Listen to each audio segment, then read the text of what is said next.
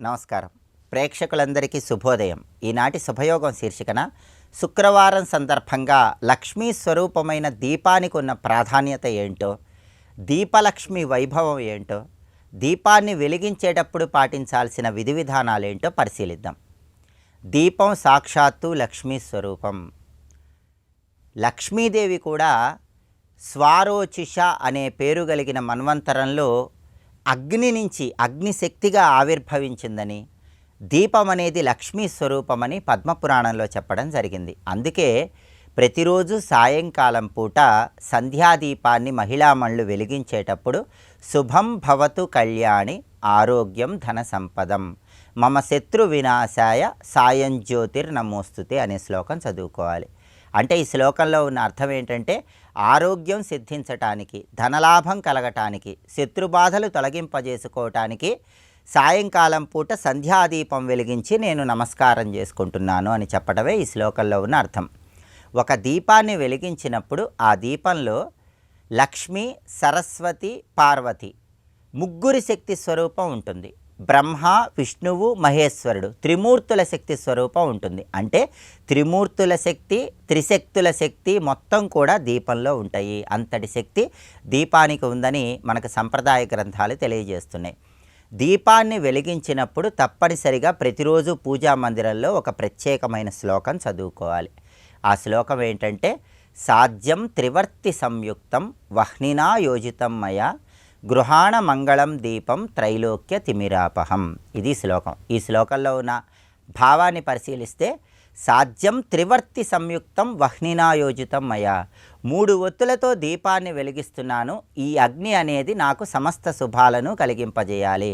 గృహాణ మంగళం దీపం త్రైలోక్య తిమిరాపహం, నేను వెలిగించేటటువంటి ఈ దీపం గృహంలో మంగళములు కలిగించాలి, ముల్లోకాలలో ఉన్నటువంటి తిమిరములు, చీకట్లు తొలగింపజేయాలి అని చెప్పడమే ఈ శ్లోకంలో ఉన్న అర్థం. కాబట్టి ప్రతిరోజు ఇంట్లో స్నానం చేశాక పూజ గదిలో ఇంటి యజమాని 3 ఒత్తులతో దీపాన్ని వెలిగించి ఈ శ్లోకాన్ని చదువుకోవాలి.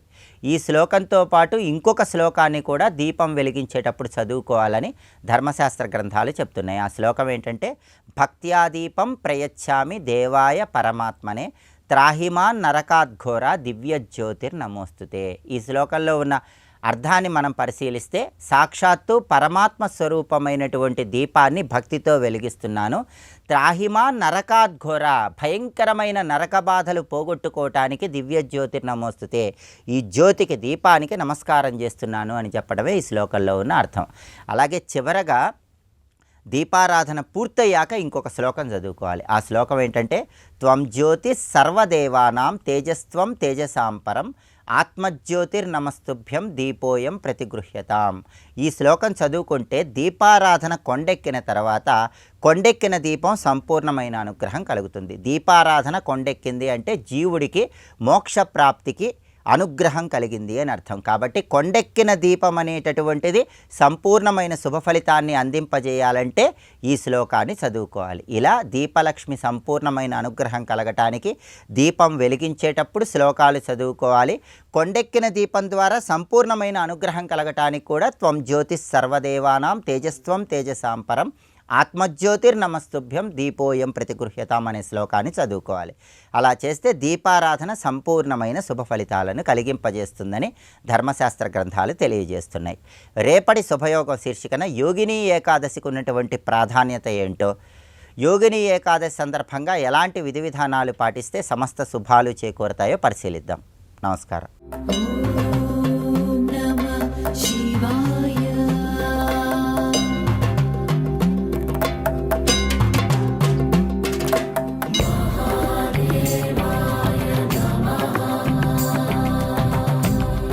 భోగేచ్ఛ అంటే సుఖాలు అనుభవించాలని ఇచ్ఛ పెరుగుతూ ఉంటుంది. ఇతరత్ర సత్కర్మలు చేస్తుంటుంది.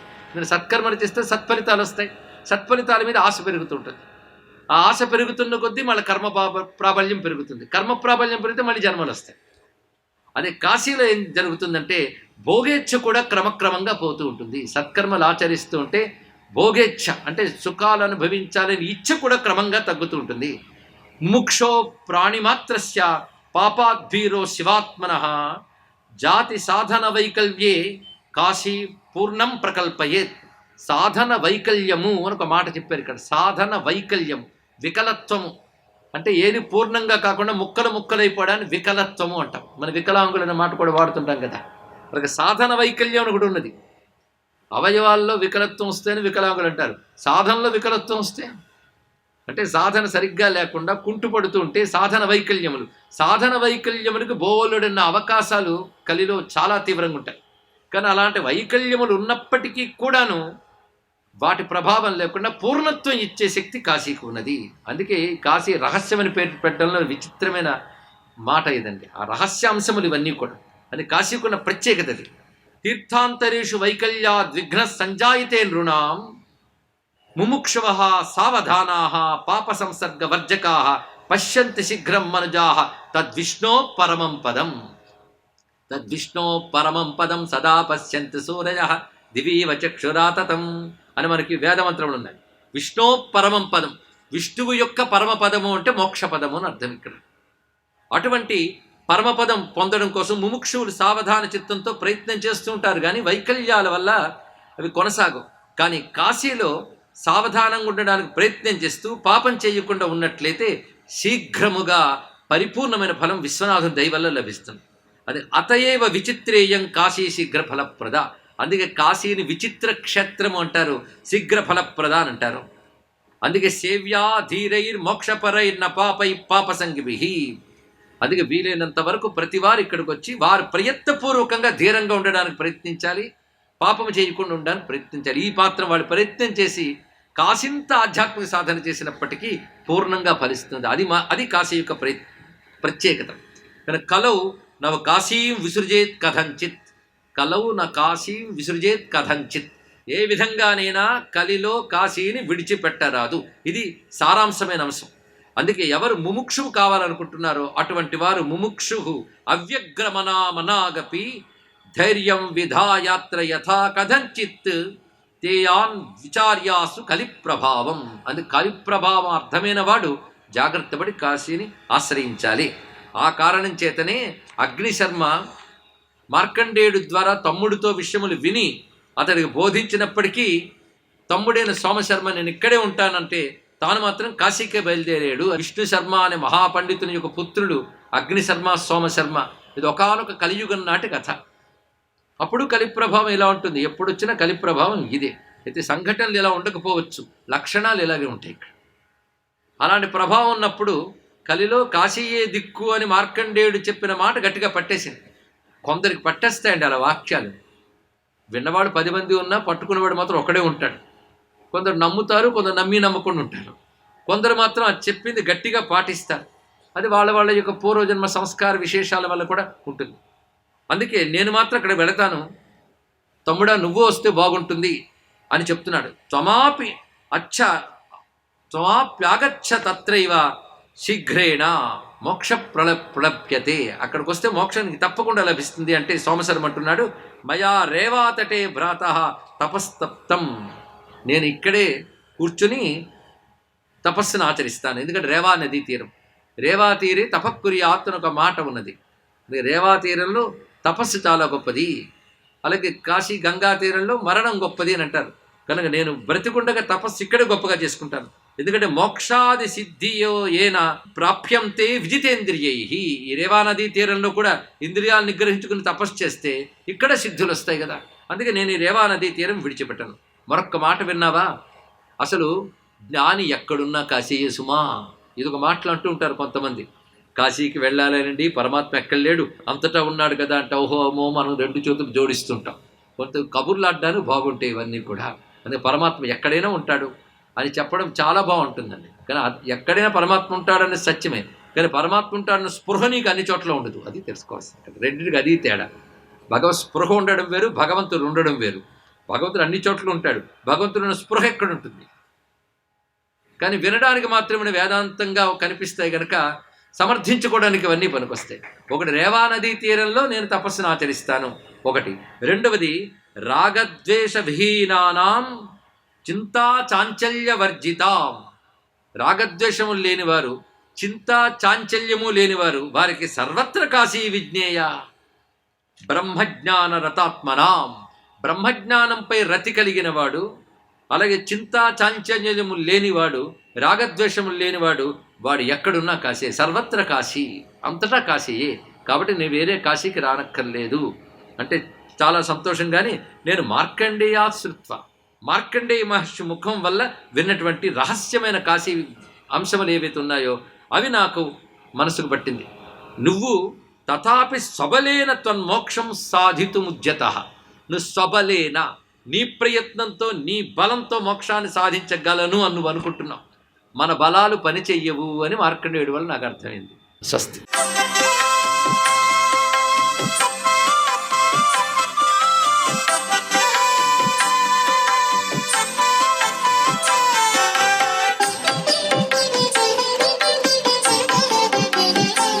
ఓం నమో వెంకటేశాయ. ఓం నమశివాయ. శ్రీమాత్రే నమః. ఈరోజు శుక్రవారం. లక్ష్మీదేవి యొక్క దివ్యవంతమైన అనుగ్రహం కోసం ప్రతి ఒక్కరూ కూడాను 3 దళాలు కలిగినటువంటి ఏక మారేడును సంపాదించి దానిపైన గంధం రాస్తూ శ్రీం నమః అనేటువంటి మంత్రాన్ని చదువుతూ లక్ష్మీ అష్టోత్తర శతనామావళి గనక లక్ష్మీదేవి వద్ద గనక ఆచరించినట్లయితే తరగని సంపదతో ఆ వ్యక్తులు తమ జీవితాన్ని కొనసాగించుకోవడానికి ఆస్కారం అత్యధికంగా ఉంటుంది. లక్ష్మీ కుబేరుల యొక్క చిత్రపటం ముందు ఈ యొక్క మారేడు దళాలని గనక ఉంచి అమ్మవారికి ఇష్టమైనటువంటి తీపి పదార్థములు అంటే బెల్లం, ఆవు పాలు కలిపి తయారు చేసినటువంటి అన్నపు పరవాణాన్ని లక్ష్మీదేవికి నైవేద్యంగా సమర్పించినట్లయితే లక్ష్మీదేవి పక్కన ఉన్నటువంటి కుబేరుడు ఆ ఇంట ధనధాన్య సంపదలన్నింటినీ కూడాను సంరక్షించి వారి పురోభివృద్ధికి సహకరిస్తాడు అని చెప్పేసి శాస్త్రం.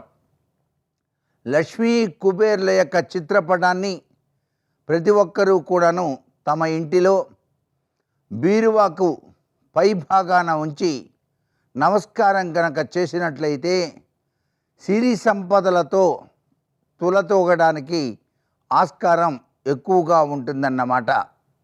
బీరువా పైనే ఎందుకు ఉంచాలి అంటే బీరువాలో తాను సంపాదించినటువంటి బంగారము, ధనము మొదలైనటువంటివన్నీ కూడాను బీరువాలోనే ఉంచుతారు. కాబట్టి వీటిని రక్షించేటువంటి శక్తి తత్వం అంతా కుబేర తత్వంలో ఇమిడి ఉంటుంది. కాబట్టి లక్ష్మీదేవి యొక్క దివ్యవంతమైన అనుగ్రహం చేత స్థిరత్వం కలిగి ఆ తల్లి ఆ కుబేరుని యొక్క రక్షణలో చక్కగా ఆ ఇంటిని సంరక్షించడానికి ఈ శ్రీ కుబేర తత్వంలో ఉన్నటువంటి చిత్రపటం బీరువా పైన ఉంచటం సర్వ విధాలా కూడా శ్రేయోదాయకంగా మనం భావించాలన్నమాట.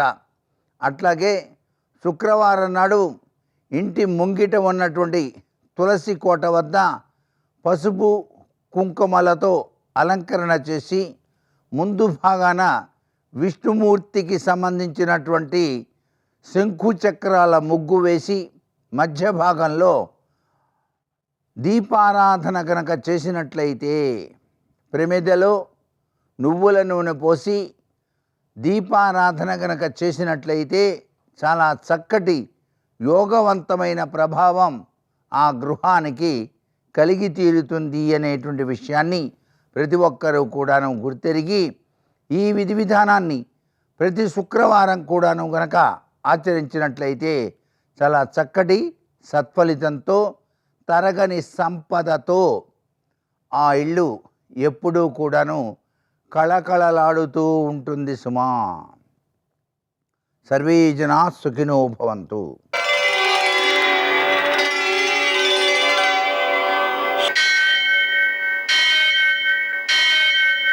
సహస్ర విశ్వశీరుషం దేవం విశ్వాక్షం విశ్వశంభువం విశ్వం నారాయణం దేవమక్షరం పరమం పదం విశ్వతః పరమాం నిత్యం విశ్వం నారాయణగుం హరిం విశ్వమేవేదం పురుషస్తద్విశ్వముపజీవతి పతిం విశ్వస్యాత్మేశ్వరగుం శాశ్వతగుం శివమచ్యుతం నారాయణం మహాజ్ఞేయం విశ్వాత్మానం పరాయణం సూర్యశౌర్యమథేందురింద్రపదవీ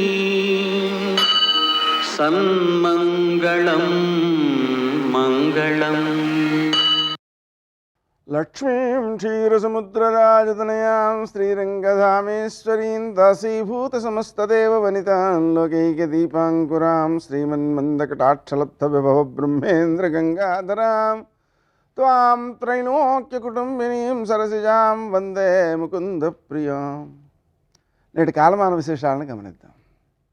స్వస్తి శ్రీ చాంద్రమాన విశ్వావసునామ సంవత్సరం ఉత్తరాయణం, గ్రీష్మ ఋతువు జ్యేష్ఠమాసం, కృష్ణపక్షం శుక్రవారం, సూర్యోదయం 5:46 సూర్యాస్తమయం 6:49.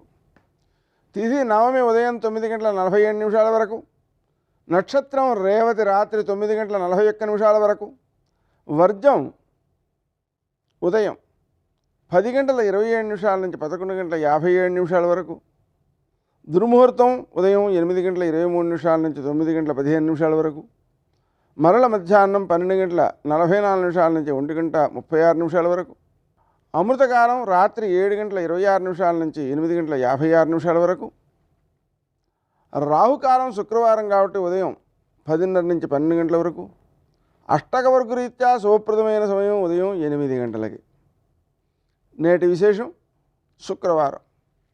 శుక్రవారం రోజున మనం లక్ష్మీనారాయణులకు మారేడు దళాలతో పూజ చేసుకోవడం, లక్ష్మీ అష్టోత్తర శతనామ స్తోత్రాన్ని 108 సార్లు పారాయణ చేయడం, లక్ష్మీ హృదయం 5 సార్లు పారాయణ చేయడం, కనకధారాస్తవం 3 సార్లు పారాయణ చేయడం లక్ష్మీదేవి యొక్క అనుగ్రహానికి కారణమవుతుంది.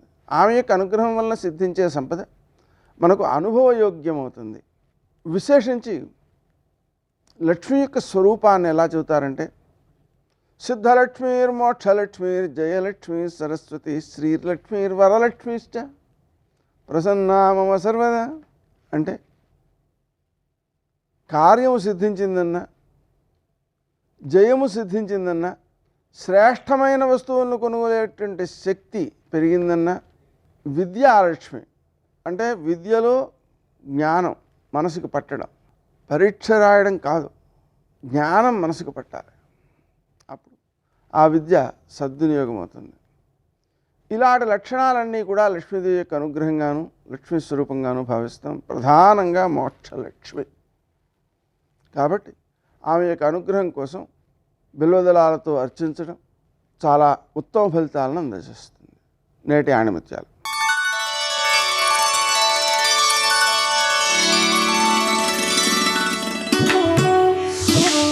మన మీద మనకు ఉండే నమ్మకం శత్రువును కూడా భయపెడుతుంది. మన మీద మనకు అపనమ్మకం శత్రువు బలాన్ని పెంచుతుంది.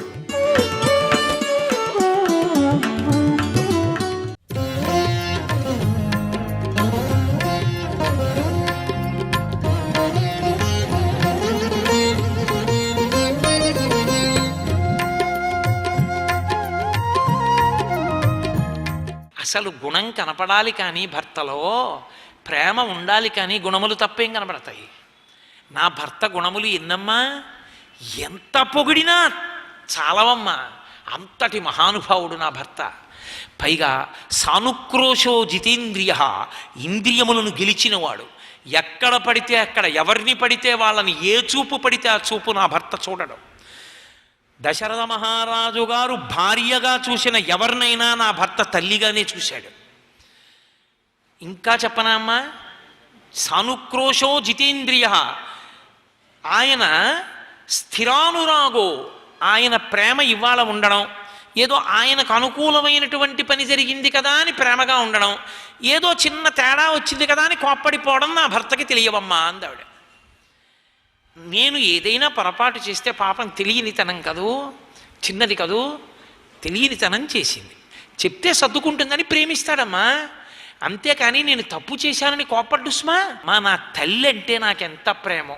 నీ తల్లిని ఎందుకు ప్రేమిస్తావు అని అడిగితే కారణం ఏం చెప్పను? నీ తండ్రిని ఎందుకు ప్రేమిస్తావు అంటే కారణం ఏం చెప్పను? అలాగేనమ్మా, మాతృవత్ పితృవత్ ప్రియ, అమ్మలా నాన్నలా నాకు నా భర్త అంటే పిచ్చి ప్రేమమ్మా. అమ్మా, లోకంలో వ్యసనపరుల్ని, ధూర్తుల్ని, తప్పు పనులు చేసే వాళ్ళని కూడా అనువర్తించి పాతివ్రత్యంతో నిలబడిన మహాతల్లులు ఉన్నారు. వాళ్ళు గొప్పవాళ్ళు, కానీ ఇంత గొప్పవాడైన భర్తని అనుగమించడం గొప్ప విషయమా అమ్మా? నేనేం గొప్పదాన్ని కాదమ్మా అంది సీతమ్మ. అది నా భర్త గొప్పతనం అమ్మా. అటువంటి వాడిని విడిచి ఉండలేక వచ్చాను తప్ప, ధూర్తుడైన అనువర్తించిన వాళ్ళు ఉన్నారే, వాళ్ళు గొప్పవాళ్ళు. అంటే యథార్థానికి సీతమ్మ వేలు మీరు ఎటువైపు చూసింది అన్నప్పుడు అప్పటికి కథ జరగకపోయినా ఎవరిని చెప్పాలి? మండోదరిని చెప్పాల్సి ఉంటుంది. కాబట్టి అమ్మ అటువంటి భర్తమ్మ నాకు అంటే పొంగిపోయింది తల్లి అనసూయమ్మ. అసలు నీకు ఇంత మర్యాద ఎలా వచ్చిందని అడిగింది. అడిగితే ఆవిడ చెప్పిందమ్మా, పాణిప్రదాన కాలేచ యత్పురాత్యగ్ని సన్నిధౌ అనుశిష్టాజనన్యాస్మి వాక్యం తదపి మే ధృతం. మా అమ్మ రాముడితో నాకు పాణిగ్రహణం జరిగేటప్పుడు, మా ఇద్దరి పాణిగ్రహణం జరుగుతున్నప్పుడు కూడా, అమ్మా భర్తే దైవము సుమా, భర్తని అనువర్తించాలి సుమా, భర్త మీద చాడీలు చెప్పకూడదు సుమా, భర్త యందు దోషములను మాత్రమే చెప్తూ విమర్శ చేయకూడదు సుమా, భర్త యందు భక్తి ప్రేమ పెంచుకోవాలి సుమా అని చెప్తూనే ఉందమ్మా. అంటే ఆడపిల్లకి సంస్కారం ఎక్కడ ఏర్పడాలని హృదయం సీతమ్మది? పుట్టింట నేర్పబడాలి.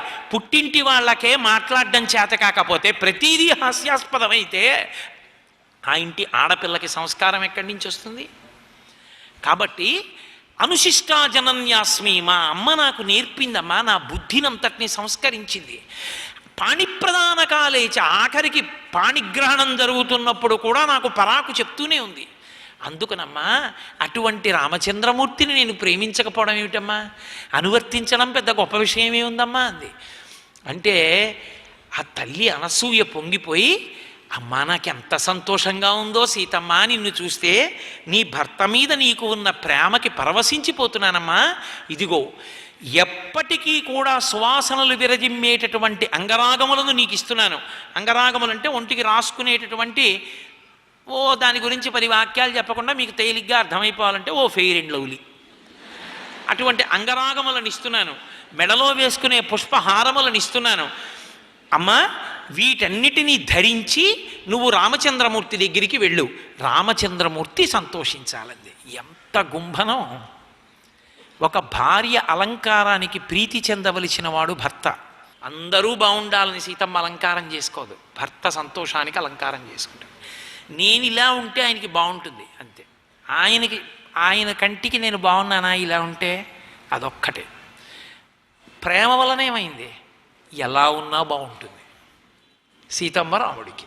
అందుకే దాంపత్యం ప్రారంభంలో ఎంత కాదన్నా నిజం, భార్యాభర్తల మధ్య ఒక ఆకర్షణ ఉంటుంది.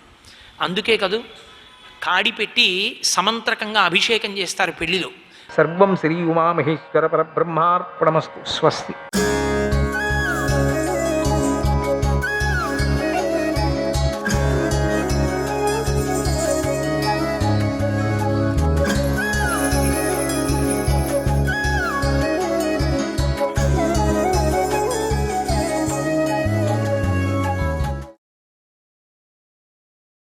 దేవతలను ఉద్దేశించి ఈ విధంగా అనుగ్రహ భాషణం చేసినటువంటి శ్రీ మహావిష్ణువు బ్రహ్మదేవుడితో కలిసి బ్రహ్మలోకానికి బయలుదేరాడు.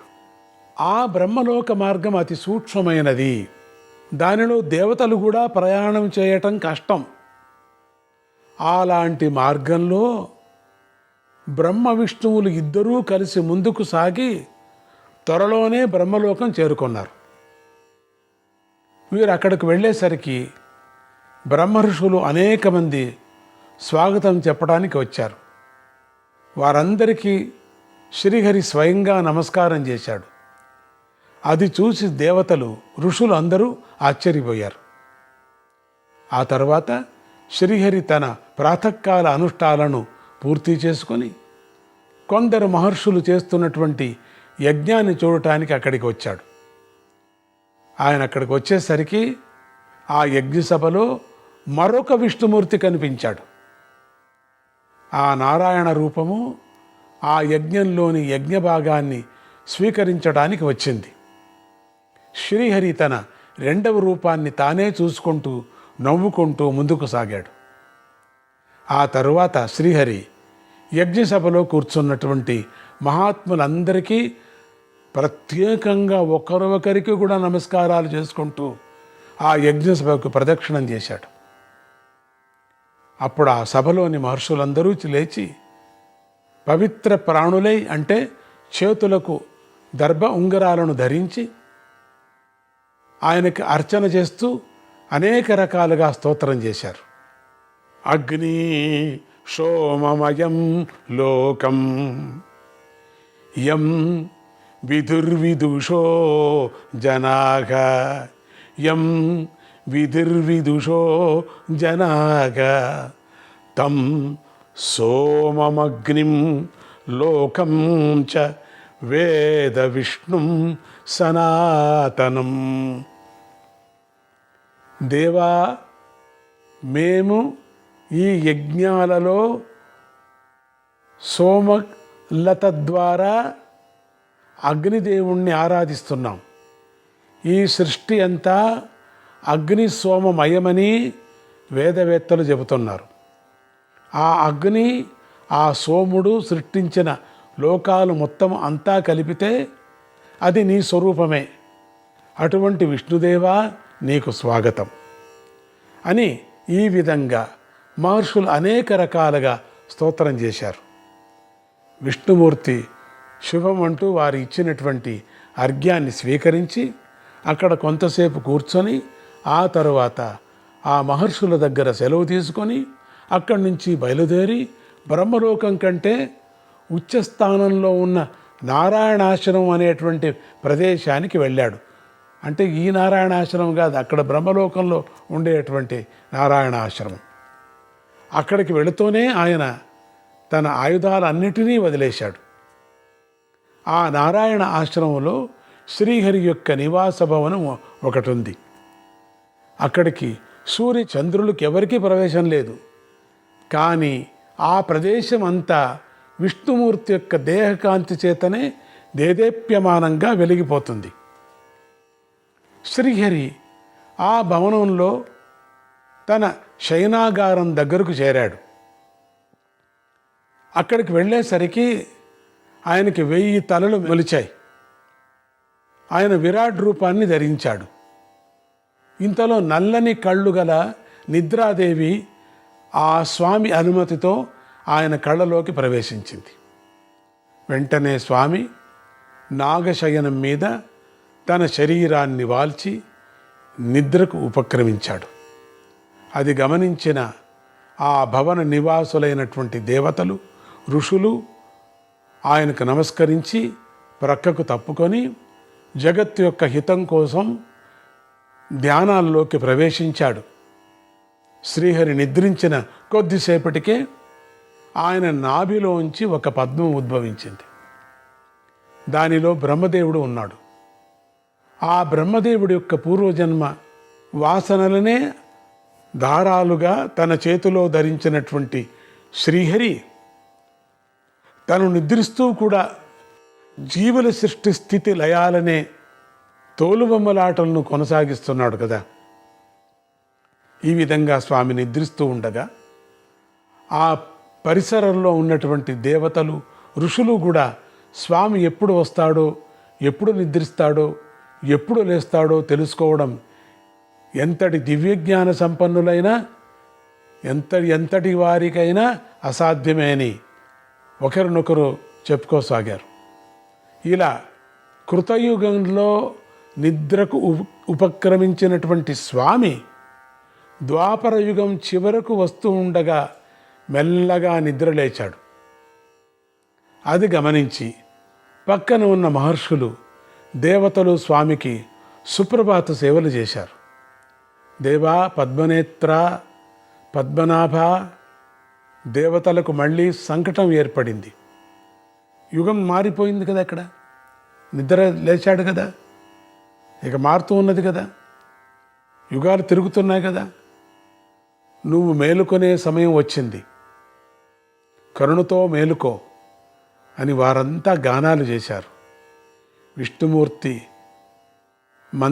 మనోహరంగా కళ్ళు తెరిచేసరికి చుట్టుపక్కల ఆవరించినటువంటి చీకటంతా అంతరించిపోయింది.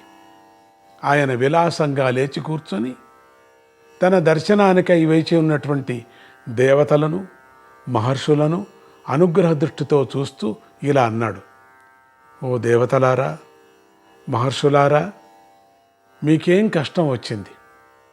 ఎవరి వల్ల వచ్చింది? మీకు ఏ వస్తువు కావలసి వచ్చింది? మళ్ళీ రాక్షసుల భయం ఏర్పడిందా?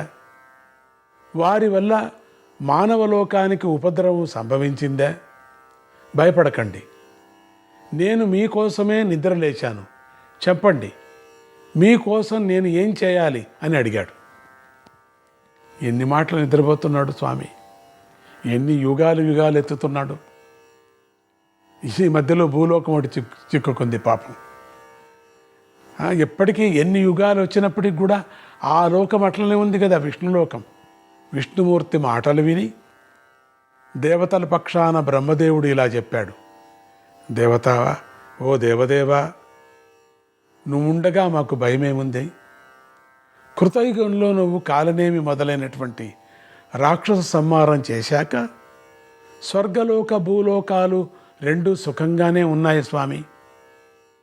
ఆ విధంగా కృతత్రేతాయుగాలు గడిచిపోయాయి, నిద్రపోయారంతా. ఇప్పుడు ద్వాపరయుగం కూడా చివరికి వస్తుంది.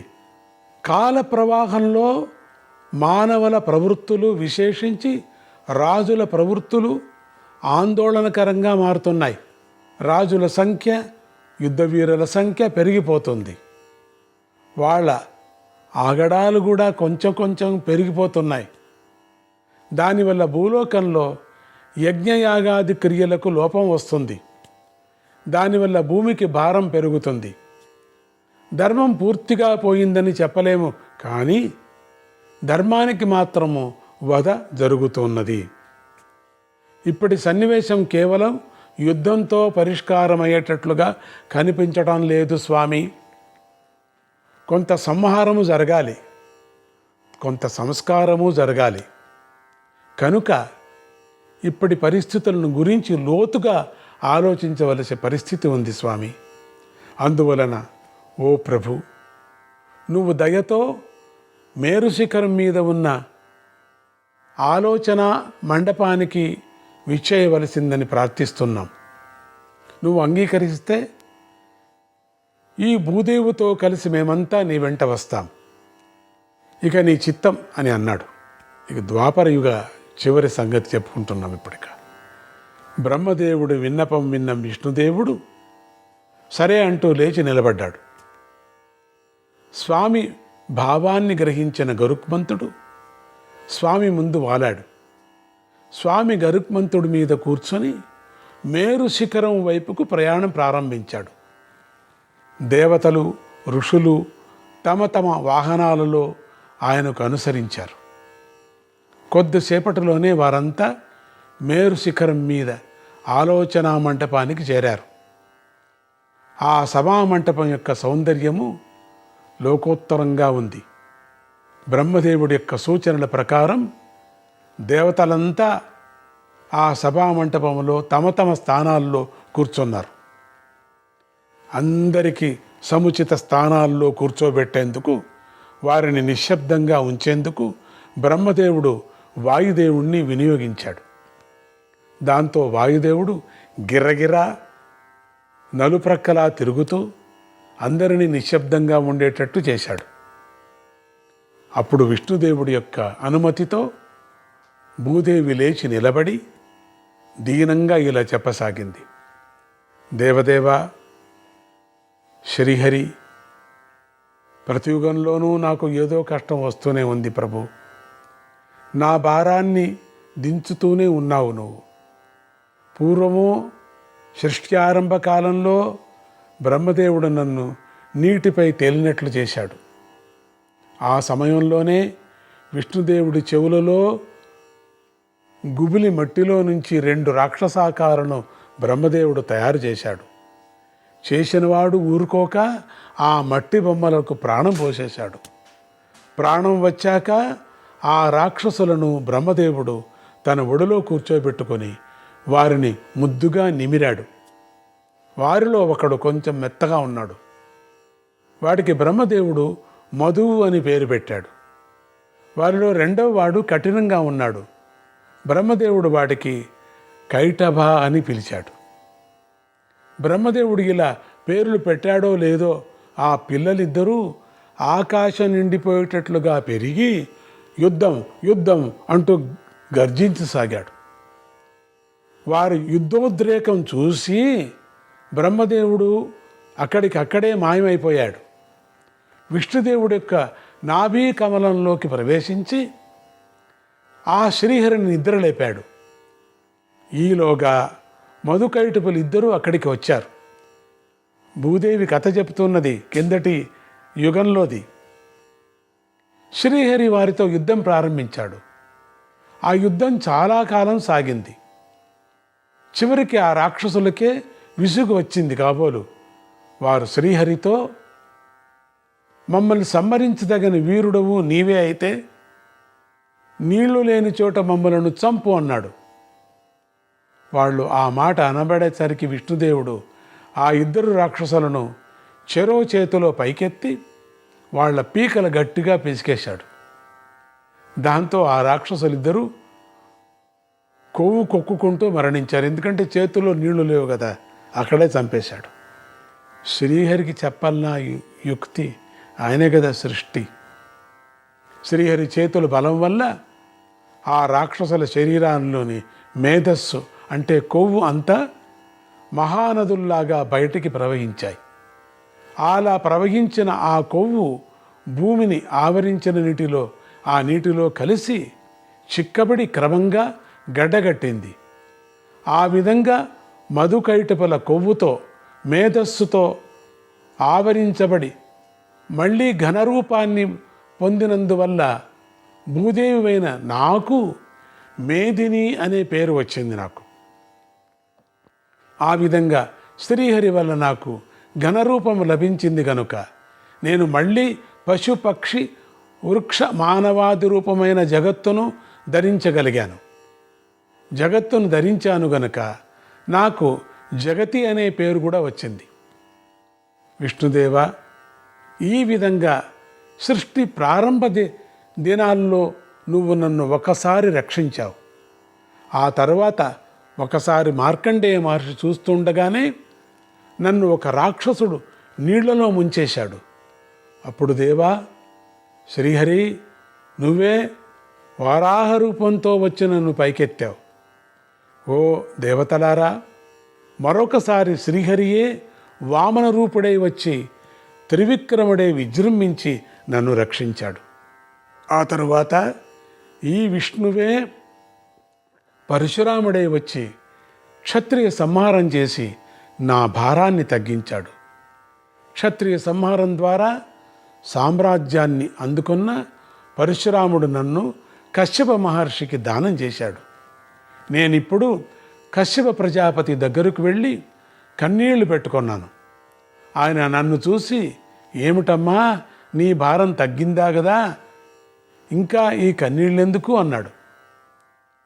అప్పుడు నేను ఆయనతో, భగవాన్, నా భర్తలు అందరూ మరణించారు.